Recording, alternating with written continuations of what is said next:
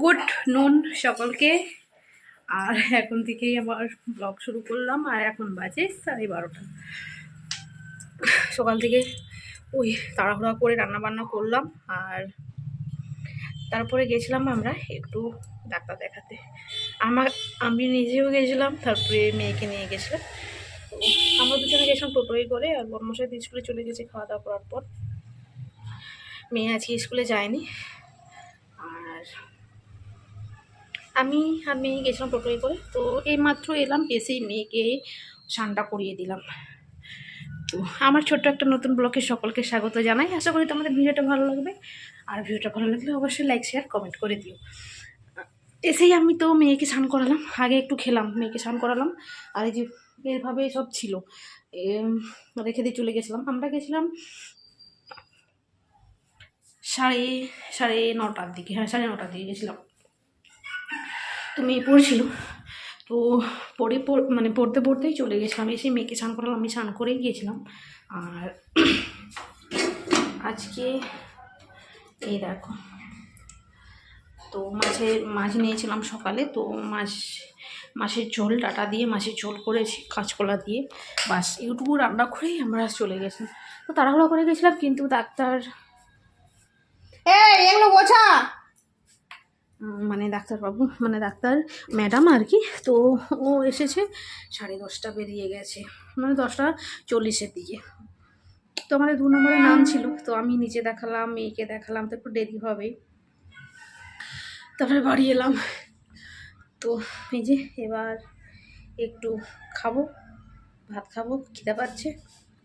আর ওষুধ আমরা কিছুই নিয়ে নিই। আর বরমশাই আর আমি যাবো, তো ওষুধটা তখন নিয়ে আসবো। আর যদি বলো কেন গেছিলে, তো ওই স্কিনের ডাক্তার দেখাতে গেছিলো। মুখটা কেমন হয়ে গেছে, তো মেয়েরও মাথায় প্রচণ্ড খুশকি হয়ে গেছে, চাপের মতন। তো যেখানে সেখানে ছোটো ছোটো জায়গা গোল গোল করে। তো অতদিন লক্ষ্য করিনি, কাল পরশু দিন হঠাৎ দেখলাম আর কি। তো আমার যাই পারে হোক, বাচ্চাটাকে তো আগে দেখাতে হবে না। তো তার জন্য গেছিলাম আর দেখিয়ে নিয়ে এলাম।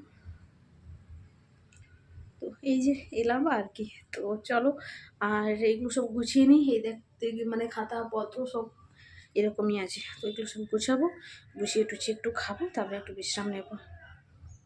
তো চলো, তোমরা ভিডিওটা দেখতে থাকো। তো এইমাত্র বরমশাই এলো। তো এসেই ও জামা কাপড় চেঞ্জ করে নিয়েছে। আর ও আজকে গেছিলো একটু ব্যাংকে। তো আর আমাদের জন্য এনেছে একটা জিনিস। তো চলো দেখাই। আর মেয়ে খাচ্ছে এখানে বসে বসে। তো জিনিস বলতে আজকে অনেক দিন পর এনেছে পেয়ারা মাখা। তো বহুদিন আগে এনেছিল, আর এই যে আজকে এনেছে। তো আগের থেকে না আজকেরটা খুব টেস্টি হয়েছে জানো।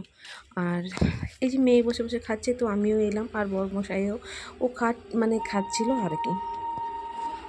আর এই দেখো আমার মেয়ের ওই, তোমরা দেখতেই পাচ্ছ আমার মেয়ের গালে। তো তোমরা তো ভাবছো ওগুলো কী হয়েছে।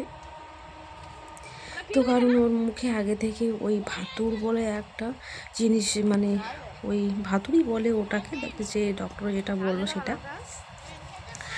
তো সেটা হয়েছে আর কি। তো অনেক দিন থেকে হয়েছিল, ওকে ওষুধ খাওয়াচ্ছি। আর ওগুলো না মোটা মোটা হয়ে ফুলে গেছিলো। আর তার জন্য আজকে যে ডক্টর দেখাতে গেছিলাম, সেই ডক্টর আবার একটা ওষুধ লাগিয়ে দিয়েছে। তার জন্য জিনিসগুলো না কালো হয়ে গেছে। আর জিনিসগুলো যেন বসে যাচ্ছে এরকম টাইপের। তো ডাক্তার বলেছে যে কালো হয়ে যাবে। তো ওটা ভয়ের কিছু না, তো ওটা ঠিক হয়ে যাবে পরে। তো ওই ওষুধগুলো দিতে একটু ফুলে গেছে আরও। আর তার জন্য এই যে কালো হয়ে গেছে। তো তার জন্য তোমরা একটু বেশি দেখতে পাচ্ছ। আর এখানে দুজন মিলে খাচ্ছি, আর বলছি একটু ঝাল হলে ভালো হতো। তো যাই হোক, এখানে পেয়ারা মাখা টাকা খাওয়ার পর তারপরে আমি ঘরদোরগুলো ঝাঁটিয়ে পরিষ্কার করে সমস্ত কাজবাজ সেরে তারপরে আমি ওই মেয়ে চলে গেছি পড়তে। তো মেয়ে গেছিলো পড়তে, মেয়ে এই মাত্র এলো। আর এসে আমি কিন্তু ভাত আগে বসিয়ে দিয়েছিলাম। তো আজকে ভাত করছি মেজে ফেনা ভাত, আর আলু ভাতে দিয়েছি ভাতের মধ্যেই। আর এখানে পেঁয়াজ লঙ্কা ভাজা করছি, আর এখানে করবো মাছ ভাজা। তো আজকে ডিনারটা এটাই হবে। আর সেদিনের ওই দুধটা পুড়িয়েছিলাম, সেই জামটা এখনও ঘষা মাজা করে পরিষ্কার হচ্ছে না। তাই একটু জলের মধ্যে রেখেছি, যাতে ওটা নরম হয়ে যায় আর ঘষলে যেন উঠে যায়। আর এখানে পেঁয়াজ লঙ্কা আমি এই যে ভাজা করছি এখানে, আর ভাজা হয়ে গেছে। এদিকে মাছটাকে একটু ঝুড়ি ঝুড়ি করে ভেজে নিচ্ছি। তো এগুলো হয়ে গেছে, এগুলো নামিয়ে নেব। আর ওরা কিন্তু খেতে বসে গেছে মানে ওদিকে বলছি তোমরা জল আসো অনেকগুলো রেডি করো, আর ভাতটাও বেড়ে দিয়েছি। আর ওই আলু ভাতেটা মাখাবো, কারণ একটু ভাতটা আগে থেকে না বেড়ে রাখলে তো মাখাতে পারবো না, এত গরম। তো ঠান্ডাটাও অনেকটা কমে গেছে, অনেক কমে গেছে ঠান্ডা। আর একটু কাজ করলেই যেন গরম লেগে যাচ্ছে এরকম, তো অনেকটাই মানে গরম পড়ে গেছে। আর এই যে এই 3 পিস মাছ আছে, এগুলো কালকে রান্না হবে। এগুলো ভালোভাবে চাপা দিয়ে রেখে দিই, নয়তো বিড়াল এসে সব খেয়ে চলে যাবে। না, রাত্রেবেলা জানলা কপাট সব লাগিয়েই শুতে হয়, নয়তো বিড়াল ঢুকে যাবে। ওরকম গরমকালে না এই জানালাগুলো খুলে রাখলে না বিড়াল ঢুকে যেত, অনেকবারই ঢুকেছে জানো। আর বিড়ালগুলো এত বাজে, যদি পায়খানা করে দিয়ে যায় না তোমার মাথা গরম হয়ে যাবে। আর সেই দেশের বাড়িতে একবার ওই রকম আমার বিছানার মধ্যে পায়খানা করে দিয়ে গেছিলো। তবু এত বিশ্রী গন্ধ, তুমি টিকতেই পারবে না। আমি তো ধুলাম না, একটু মানে ধুয়ে বাস রেখে দিয়েছি। সে মানে ভালো করে ওয়াশ করেও সেই গন্ধটা যাচ্ছিল না এরকম। তো আমার শাশুড়ি মা আবার গরম জলে সিদ্ধ করে বেড কভার গরম জলে সিদ্ধ-টিদ্ধ করে তারপরে নাই ব্যবহার করা গেছে। এরকম অবস্থা। তো আর আমার না প্রচণ্ড মাথা যন্ত্রণা হচ্ছে। কেন জানো? ওই এই যে গেছি, এসছি, তারপরে দুপুরে তো ঘুম হয়নি। তো তার জন্য এত মাথা যন্ত্রণা হচ্ছে। তো যা হোক করে এই যে ভাতটা পেড়েছি, আর এই যে আলু ভাতেটা এত গরম বাবা ছোঁয়া যাচ্ছে না। সে তো আলু ভাতেটা মাখিয়ে নিই চলো, আর যা হোক করে খেয়ে আমি আগে ঘুমোবো। এত মাথা যন্ত্রণা হচ্ছে, এত মাথা যন্ত্রণা হচ্ছে বলে বুঝাতে পারবো না। তো বর্মশাই তো বলছে তুমি ওষুধ খেয়ে নাও। তো আমি বলছি না, ওষুধ খেলে আমার হবে না, আর আমার ঘুমালে ঠিক হয়ে যাব।